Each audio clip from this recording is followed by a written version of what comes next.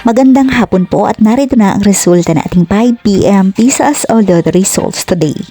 Ngayong araw ng Sabado, March 7, 2026.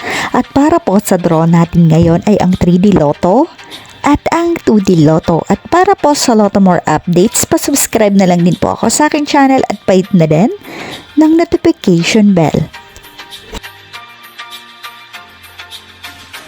And for 2D Lotto, 5 p.m. draw, March 7, 2026, araw po ng Sabado, 4 and 7 in exact order.